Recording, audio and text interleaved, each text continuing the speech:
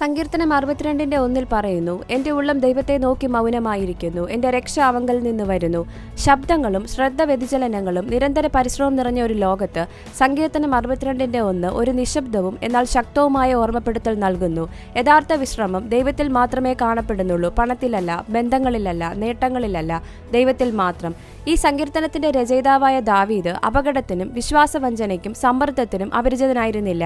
എന്നിരുന്നാലും തന്റെ ആത്മാവ് നിശബ്ദതയിൽ കാത്തിരിക്കുകയും ദൈവത്തിൽ മാത്രം വിശ്രമം കണ്ടെത്തുകയും ചെയ്യുമെന്ന് അദ്ദേഹം പ്രഖ്യാപിക്കുന്നു. എന്തുകൊണ്ട്? കാരണം രക്ഷ ആത്മീയവും ശാരീരികവും മനുഷ്യനിൽ നിന്നല്ല, ദൈവത്തിൽ നിന്നാണെന്ന് അവനറിയാം. ഇന്നത്തെ ജീവിതത്തിൽ അവധിക്കാലങ്ങൾ, വിനോദം അല്ലെങ്കിൽ സ്വയം പരിചരണം എന്നിവയിലൂടെ ആളുകൾ വിശ്രമം തേടുന്നു.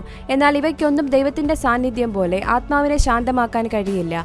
കൂടുതൽ ചെയ്യുക, കൂടുതൽ നേടുക, കൂടുതലാകുക എന്ന് പറയുന്ന ഒരു സംസ്കാരത്തിലാണ് നാം ജീവിക്കുന്നത്. എന്നാൽ സങ്കീർത്തനം 46:10 ദൈവം പറയുന്നു, മിണ്ടാതിരുന്ന് ഞാൻ ദൈവം എന്ന് അറിഞ്ഞുകൊള്ളുവേൻ. നിങ്ങളുടെ ആത്മാവ് ദൈവിക വാഗ്ദാനങ്ങളിൽ നങ്കൂരമിടാൻ അനുവദിക്കുക. യഥാർത്ഥ വിശ്രമം എന്നത് കഷ്ടതയുടെ അഭാവമല്ലെന്ന് ഓർമ്മിക്കുക. അത് അതിനടുവിലുള്ള ദൈവത്തിന്റെ സാന്നിധ്യമാണ്.